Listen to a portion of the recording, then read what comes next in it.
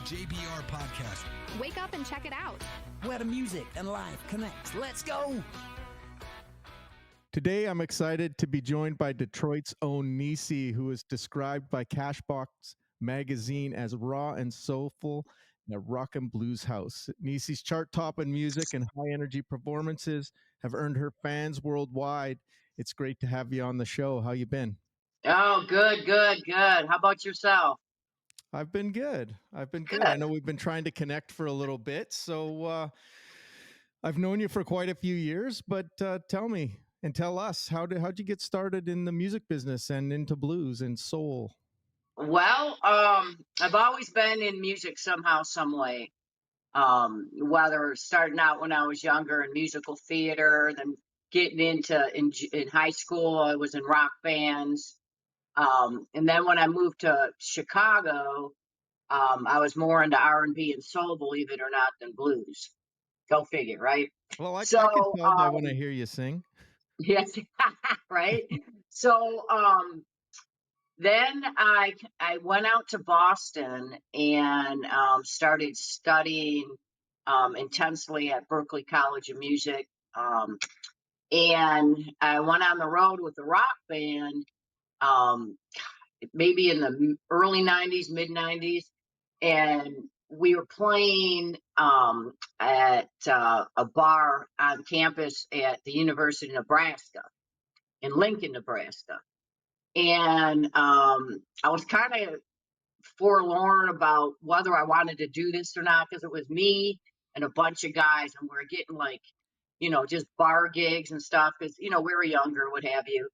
And so it was me schlepping. I mean, we all got into one hotel room. I mean, we were bare bones. So it was kind of crazy, right?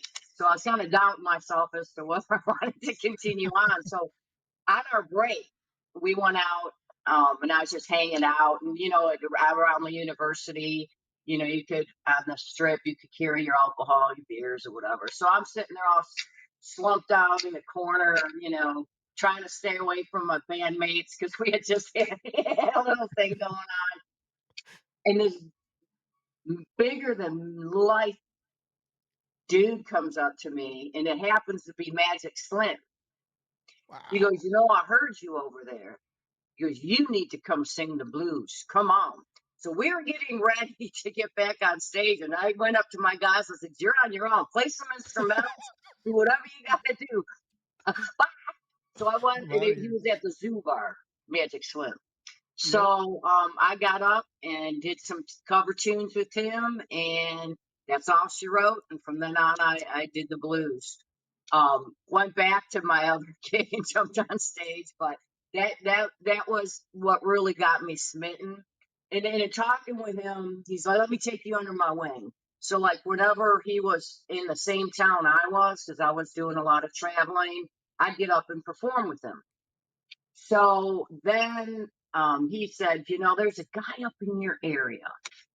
And I knew who he was going to be talking about. He goes, you should really follow. He's got the same kind of blues rock thing you got going on. It was Larry McCray. So I hung out with him, Larry, and, sat in with him a lot and just kept building my chops. And then lo and behold, 2000, I started working on my debut CD, and that's where it went. Nice. Crazy story. Yeah.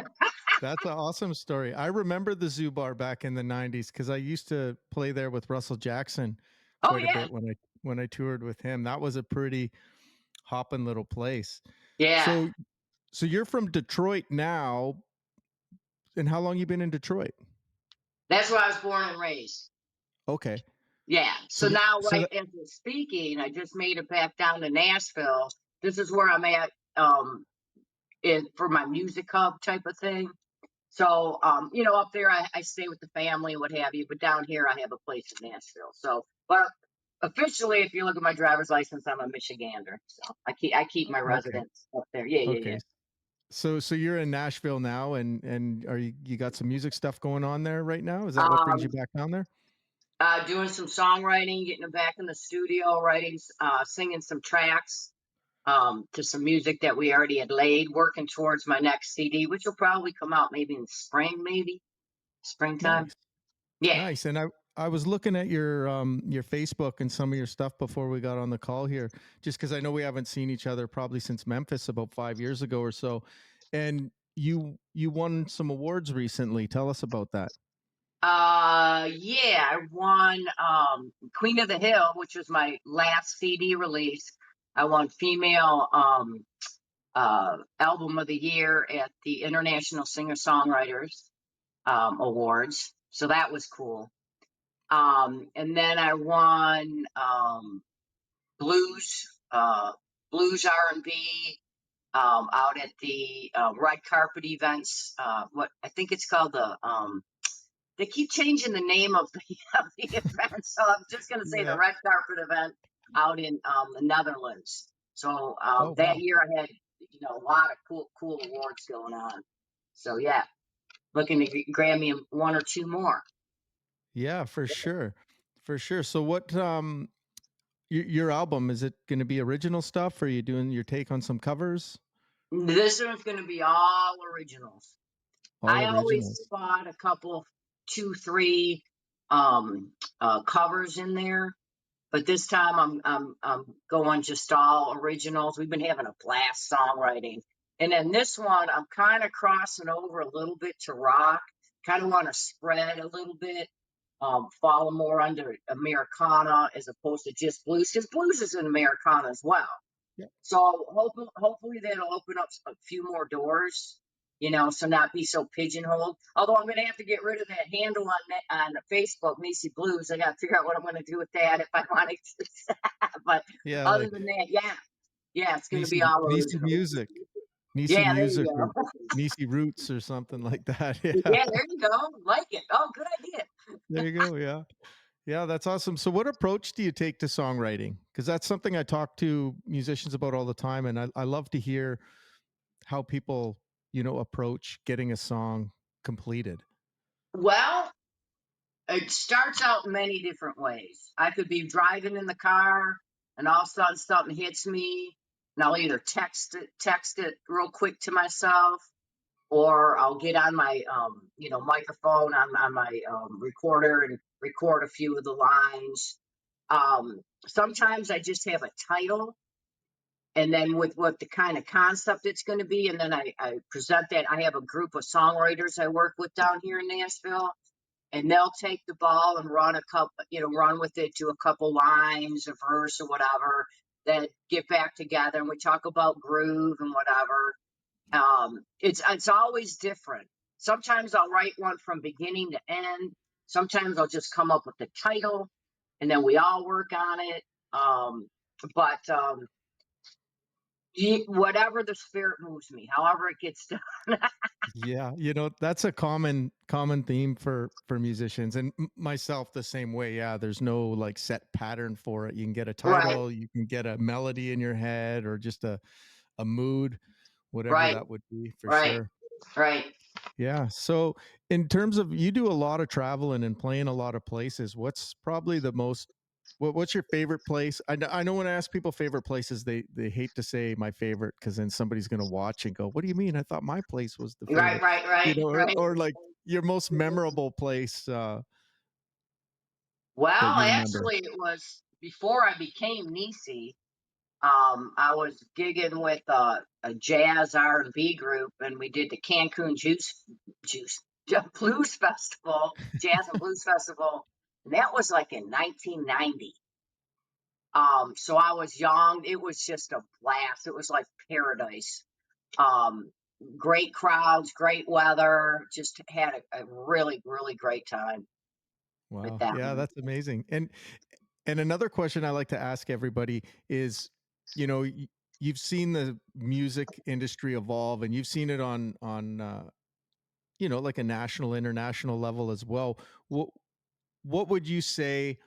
Like we all know that back in the '90s, things were like way better for musicians. The pay is like the same now as it was in the Yeah. '70s, essentially, right? So, how have you seen the music industry evolve for the better and for the worse? Well, for the better, now that a lot of things are done online, you know, um, with radio play and submitting music and so on and so forth. It's leveled the playing field a little bit more for the independent artist. So you don't have to belong to a label, that whole gamut. And you have a chance, right? Yeah. Although the labels still dominate, right? And what happens though is when it's such a level playing field with the independent artists, you get, and this isn't to invalidate, but you have um, garage bands, let's just say, or basement bands that are putting themselves out there the same way you are. So it's a super flooded market for independence. You got to stand out. You got to have a gimmick. You got to have something, right? Now, so that's a good thing. The bad thing is, and I think we all can agree, is the streaming and how we get paid $0 for our music, right? And it's just such a shame. We put so much into our music, and it just, I don't know what has to be done if the government needs to get involved, but we're getting ripped off. Yeah. I don't focus a lot on Spotify because it doesn't pay that much. And in my genre, you're not going to get really discovered on Spotify like some of the hip hop or the rap or whatever, or TikTok even. So then, and what else is cool is all the different platforms, even though some of them are becoming our evil side twins like Facebook, right? Well, what happened was, and when I first came back out, and I'll explain this to you, I released my first debut CD in 2002. Like 4 or 5 days after I released it, I hit the Billboard charts. I was rocking. And I had like some major people on my CD. And I'm going to get into that story on how I got down to Nashville because you'll really get a kick out of this one. But that was 2002. Well, 5 days after, I got into a horrific accident with a semi truck, and I was out for the count for years. I was in a wheelchair, physical therapy for 6 years, the whole beeswax. Holy Pulled smokes. myself together, built myself back up. I kind of dropped out of sight just to go through what I needed to go through alone. I didn't really put it out there what happened to me or what have you. But when I resurfaced and went to go do my sophomore release in 2011, note there's a 9-year span. Facebook? What's Facebook? All of a sudden, there's all the, I had to like back off all of it just to keep my sanity and get my body back together. So it's like I had a major learning curve because Facebook came out in 2007, 2008. And here I was getting back in at 2011. People have been on it for years. So, so I had that curve on there, and it was great to help me explode, where if that didn't exist, I probably would have had a harder time getting reinvented back into the music scene. So that's a good thing. Now, on the flip side with the Facebook and stuff, it's getting a little arduous with all the t-shirt sales. I think everybody can agree with that.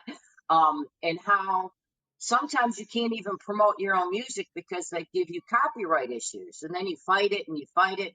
But yet, if you go up to your stories, you can choose your music to go behind your thing. So why can't I post a video of my music? I don't know. It's a kind of like, it's 6 of one, half dozen of the other. Sometimes it's great, sometimes it's not. So there's that. Yeah, no, I totally agree. Dealing with YouTube for some of these videos and doing my music in the past, I can't tell you how many copyright infringement claims I've filed out and had to provide my own IPR forms that like, I wrote this song. What do you Yeah. mean I can't do it? Yeah. This is my Yeah. shit, right? Yeah. It's the Exactly. love-hate relationship. Yeah. For sure. So tell us about that story. What was it, Nashville or Oh whatever you yeah. said? You were going to get into it. I don't Yeah. want to. Forget about that. Yeah, yeah. In 1999, I was going to a jam in the hood in Detroit. And there was always a set people, that always showed up, but there was this whole group of other cats. So I ended up going up on stage with them.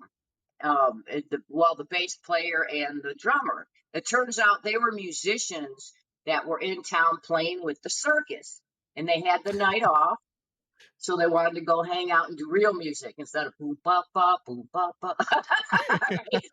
No kidding. So did some tunes with them, and then the drummer comes up to me and says, "You've got to come to Nashville." And I'm like, "Huh?" He goes, "I can do something with you. I want to produce you." And it's like, yeah. How many times have I heard that before? Yeah, right. So I did some research and I made the jaunt down there and down here, because I'm here now. And I'm like, okay, cool. This, I think we're gonna give it a try. Let's start out with a couple tunes, commit to a couple tunes instead of a whole CD. So I went to my first session. Oh my God. All these A-listers. This dude was hooked up. And his name is Niecie Jackson, right? I had Johnny Neal, who's now my producer, Grammy Award winning Allman Brothers from with the Grammys. I had what's his name? Willie Weeks on bass. If you're familiar with Willie Weeks, oh my God, that Yep. dude's played with everybody. I had Eddie Money's keyboard player. I had so one thing my father taught me was, if you are in a situation like that, like I'm a newbie, right? This is going to be my first session ever. And these cats have been playing for like 30, 40 years and Grammy Awards and all that. You shut up and you listen, right? So I sat there like a sponge and just sucked it all in, and it was just so amazing. And I've had like Billy Joel's backup singer Crystal Telefaro on my stuff. I've just had a ton of people through Niyoshi that I've met. So it worked out. He did something with me. That's amazing. Yeah. Yeah. So we met. When did we meet? Did we meet in Chicago at the BBMA Awards, or did we meet Yeah, in you have Memphis? been nominated for a Blues Blast Award. It was at Buddy Guy's. Yeah. And Richard, and I forget his last name, who's out on the east coast of Canada. He gave us the heads up that you were going to be there alone, and to make you feel welcome and spend time with you and introduce you around. I don't know if you know that he hit us up. Why can't I?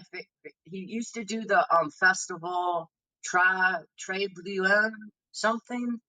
God, what Yeah. was his name? I can't remember. But I can't anyway, so remember yeah, either. it was then.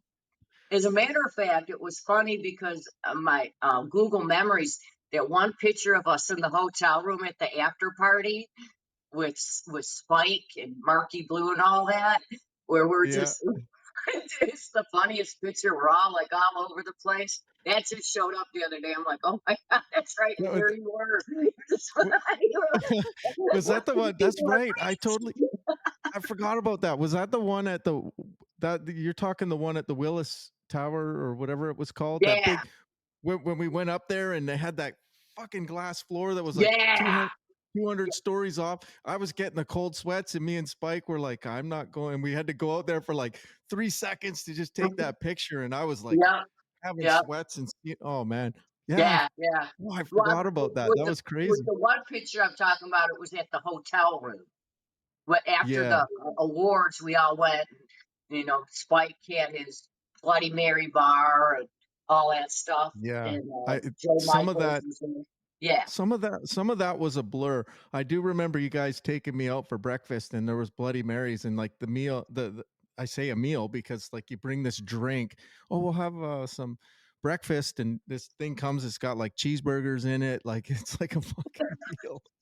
Like, you guys Yep, just got me messed up on that one. I remember Albert Castilla was there too, doing yep, some yep, playing with all those guys. Yeah, yep, that yep, was a yep, that was a yep. wild ride for Yeah, that sure. was fun. That was fun. Yep. Yeah. And then Memphis as well, right? Yeah, I think a year or so later, you were in Memphis. Yep, yep. Yeah, we saw you down there. So between work life and music life and all this traveling between Nashville and Detroit and everything else you're doing, how do you keep that work balance? Because we talked earlier, the demographic of music has changed. People are having a more difficult time making a living full time with music these days as opposed to 20, 30 years ago. And there's some sort of hybrid usually where you kind of, like myself, I have businesses and work with businesses and stuff in terms of marketing and online, which are primarily paying the bills because we do this because we want to, not because we have to in many cases. So how do you balance that work It, aspect to the music aspect? uh, it can be tough sometimes because big income hustle is I'm a computer consultant. But the beautiful thing about it is I'm self-employed, right? So, and I have been for 41 years. I've never worked for anybody, and I never will. I never will. Beautiful. And I can pick and choose when I want to work. But when I'm on a contract, I work like a workhorse. So I try to, I get on contracts that could be like 3 months, 6 months, a year and a half, whatever. I'm at the point now I can kind of pick and choose. And when God's good. Whenever I'm in need, when I'm trailing down, like in the wintertime, I'm not one to be on the road in the winter doing music. I'm too old for all it. Now in the southern states I'll do it, but I'm not hoofing it in the wintertime in the snow and stuff. It just, Yeah. I did that. I did that when I was in my 20s. I'm in my 60s now. I don't need to do that. So, and so what I'll do is I'll build my bank to do my CDs and so on, and my marketing and put towards my music career. And then I'll do just music for however long I can do it. Right. Yep. But I don't when I'm doing a computer gig, I don't let all my music fall to the wayside. I'm like, busting from morning till night. I'll do my 8-10 hours with the client, and then I'm working on my music and promo and all that in the evenings and weekend. So it's like nonstop. And Yeah. what I've learned is sometimes you've got to stop because you can get really burnt out. So I've learned to pace myself a little bit more. Like, I just released a single about 3 weeks ago, and I just finished a computer contract, and now that it's out there working, I'm picking up another part-time one in the meanwhile. It's always a balance. It's a juggling act all the time, definitely all the time. And then what I do too is, I also do radio play for people, um, you know, marketing, promo, other facets in the music industry, besides being Niecie. So that contributes to the piggy bank. Yeah, Right? for sure. So yeah, just you got to be nonstop, So nonstop. what's next for you? You said you're down there doing some songwriting and putting an album together, and so what's the near future bringing? Near future, uh, well, is the songwriting and then getting the tracks together for like the demo for the guys to get into the studio. So that's the main thing right now. In the very near future is I'm going to be laying the vocals for tracks we've already done. I was going to be releasing a whole CD, but I decided here's the part where I said you gotta take time to breathe. I'm slowing my roll. I've released one single off of it last year, and then I kind of just and I really let that one ride. That worked for me. It's like, a lot of people do what's called the waterfall release, where you do one single, do another one, and then, that piggybacks and you do another one, like one a month or what have you, and then the CD. Well, when you got a single out there and it's just rocking it, me personally, because money wise, I let it ride. I don't stop back on it with another single. So I just released another single. I was gonna do another one before the release, but I'm kind of thinking not, because in actuality, you spend as much money on one single as you do on doing the whole thing as far as promo, radio, and all that.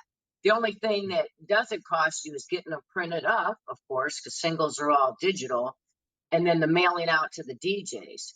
So it's like, wow, do I really want to keep blowing my wad on singles leading up to it? So I've got two bangers out there now, you know. Yeah. So we'll see what happens. We'll see what happens. So you said digital on the singles. This is curious because I haven't released an album in a while, and I've been thinking about it, and I look at them like business cards and kind of just want to do one for the sake of doing one. But so if you're doing a full album, are you pressing a medium? Like they don't even make cars with CD players anymore. So Well, what are you here's where the making? blues genre comes in. Blues fans love their CDs. They love the hard copy. But the thing is, you're not really getting a lot of sales online or what have you. You're selling them at your shows and at the festival. So if you're not touring, a whole bunch, then, you know, but now the point you're making is you're true. A lot of them don't even have CD players in them. So my next thing is I Yeah. think I'm going to do USB and actually put my entire discography on it and sell it like that. Because cars still have USBs, right? I hope that doesn't go away. Who knows? You gotta get Um, hooked up with Sirius XM or something. yeah, yeah, yeah. Oh, that's the goal, man. Getting on Sirius XM. I've been pushing Yeah. on that since the beginning of my career. I don't know what it is. If I just don't know the right people, but I haven't gotten on there yet. That pays so well, you know. Yeah. Yeah, when I did my albums, I had publicists and, I had my rotation on there, but it seems like, if you're not front and center relevant and pumping something out every 18 or 24 months, then you're falling off the wayside, right? And they Yeah, take the album, they put it out there, and then, it just, like you say, it peters off, and ride it while it's high. And then, maybe have something in the can that's ready for when you start to see it trickle down, yeah, just stomp with something new, right? But that's right, so much money. I don't think people understand how much money it takes, and time. Like time alone, okay, time's one thing, time is money, but money's money too, right? And spending 10,000, 20 grand, like you could go to town on the amount of money you spend on something. And a lot of times it's just ends up being like a business card, unless it's going to get you those live shows and you can make some back at live shows. Like, how do you ever right, recoup that loss? So even the greatest artists are like limited on what they're going to pump out. right. It's true. Unless you're like a huge star, you're correct. You're Yeah. absolutely correct. Yeah. It's Um, crazy. so yeah, I don't know what the answer to it was because I'm Oh, still come trying on. to I think. wanted you to give me the answers here. That's why we had you on. The answers. It's my you know, selfishness here. Tell me what I need to do. Come on. As soon as I figure out, I'll share it with the world. Yeah, perfect. That's great. But Well, go go ahead. ahead. No, go Well, ahead. one You were going thing to say I'm something. doing too, as far as the money aspect of music, when I'm writing now, I'm writing with sync opportunities in my head, not just any old tune. Because I came up with this cool lyric, and I dig the groove. I'm really focusing on film, TV, to get that stuff out there because that pays.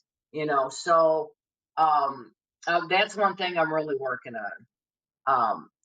And then talking about in the immediate future, you asked, I'm trying to come up with a different way besides like Facebook and the social media to have my world with my fans. So I've been working with a community out of LA and Las Vegas called Goal Getters. And there's, we're coming up with a software for membership programs and stuff like that.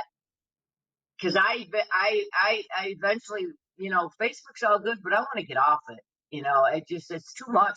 It's too much negativity, especially with the Yeah. politics going on. And it could be, Niecy's world. You know what I mean? And you're not competing with anybody else in Yeah. your own membership. So I'm trying to come up with different ways, and me being in computers, I kind of have an edge in trying to figure it out. Of course, we're bringing in a little bit of AI. You got to learn the AI. Yeah. So that's also on my plate. Got a lot Yeah. going on. Yeah. No, we should actually talk offline because my work is marketing. I do web applications, phone applications. I'm actually working on something. The last few years I tried on an app, but now I'm switching to a web application. It's called Live Music Finder. So it's I know basically I've just like, got it. I'm yeah, on it. like a centralized database, which I'm trying to optimize. But again, it's like time between music, between family, between, working in marketing and like Yep. a day gig, essentially speaking. It makes it tough. But you're right. Facebook is, it started off and everybody was pissed off at seeing what other people were having for lunch. And then they were mad that all they saw was cute cat pictures, and then now it's just like politics has completely taken over and driven such a wedge between everything, and, And and that's on all yep, platforms nowadays, right? It's yep, just, it's so yep. toxic. And people are getting mean. Oh yeah. Just getting really mean. And then with Facebook too. I mean, on the good side of it, I was able to connect with family I hadn't, connected with in decades. That's all beautiful. But I'm on information overload. I know when somebody's brushed their teeth, they post about it. Then they'll have 50 Yeah. reactions. Oh, what kind of toothpaste? And it's like, oh my God, I don't care what kind, you know what I mean? Yeah, I mean, there's no. a lot of that. There's a Fuck lot of yeah. it. People feel the need to do everything they do in the course of the day. You know what I mean? And it's just so much information overload, it you it know? it really is. That's, I think, the problem is we've all got like ADHD now because we just oh, look, something shiny over here. Like there's just so much. Right? you know yeah, no, it's fuck yeah, we could talk for forever on that kind of stuff. But Yeah. before we go out, like how do people get your music, those that are watching? Go to your website. Yep. How, www.niecie.net. That's NIECIE.net. I'm on Facebook, like we've talked about, Instagram, TikTok. I'm everywhere. All the sites, Apple Music. I'm on Pandora. Um, everywhere that I could possibly be as an that's great. independent. Yeah. Yeah, and we'll get some of your socials and stuff in the descriptions for these Okay. videos so people Cool. can have easy access to it. And is there anything else before we go that you want to let people know? Do you have any crazy wild stories that like a road story that would I be can like tell you about the meatball gig. something that you wanted to take to your grave but you feel like sharing here? Oh, Oh, now that I see the wheels turning. yeah. You can do it. Yeah. Well, I don't know. There's one gig that, let's just say I got the nickname Niecy the Nudie. And we'll just leave it Oh, there. okay. No, come on. No, you can't leave it there. No, I'm the one with the stop button here. Oh what, God, it what was how did crazy. that well, you gotta at least share something. Otherwise Yeah, everyone's yeah. gonna be like, Okay, so it was a beach gig, right? I think it was out in New Jersey. It's in the mid '90s, and they had us out on this raft, and it was, it's like it was weird, right? So, um, I like to move around the stage, if you want to call that a stage, and I guess I got a little bit too close, and I slipped in, and when I came up, my shirt was off. So there's Niecy the nudie. A big wave came and my shirt went, and it could not be found anywhere. The waves took it away. So, yeah. Now, could you imagine if that happened today and not in the 90s? Oh my Lord. I don't know. I don't know. Things have changed. People are more woke. I don't know what would Yeah, happen. you would have gone viral. Like everyone would have known you. Hey, maybe I better reenact it. I should Reenact reenact it. it. Yeah, there you go. Right. So I say I probably never got hired for anything if there was Facebook when I was a teenager. All right.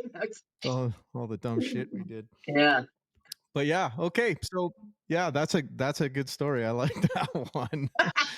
So anything to close off with here? Anything you Um. want people to know? Yeah. I'm getting to get ready to get back out on the road. Let me know where you want to see me. Want to come to a town near you. I want to come up to Canada. Yeah, we Um. should get you up here. Yeah. Yeah. I had signed with a booking agent actually out of Quebec called Concert First. I don't know if you've ever heard of him, John Walker. No. But he has recently become ill with cancer. So we started getting some things done, and now I've had to go back out on my own again. So, and he was telling me how cool it is to tour up in Canada because like here to go, take a flight to go anywhere is like $500-600, right? And you can get into Canada and go all over the place kind of cheap from what he's saying. Decent, and just a lot of gigs. There's a lot of territory up there. I've yet to explore. I got to come out your way. I've always wanted to do Vancouver. Yeah, we should talk and try and make that happen. I don't know if you got any contacts I used to deal with the Washington Blues Society, so maybe there's opportunities Seattle, Everett, Bellingham, Yeah, and then maybe yeah, we can yeah. sneak you up here. I know I could probably line up a few things that would feature you up here, but Okay. yeah, we'll talk. So any of those people that I know in my local region that are interested, definitely hit me up because maybe we'll make it happen. Yeah. Awesome. That'd be cool. Awesome. Very Yeah, and cool. I appreciate you taking the time to be on here. I know we had a few scheduling issues over the last couple of weeks, but we finally did it. Yeah. We Yeah. finally did Awesome. it, and Thanks so much it's for having me. It's so yeah, no good to see problem. you. Yeah, it's So good good to to see see you. It's you. good to talk to you beyond text messages and Yeah. Facebook messages. But yeah, I Awesome. appreciate you being on the show, and we'll I talk soon. appreciate being here. Thank you so much. Okay, you have Uh, a good one. Peace. Okay, bye.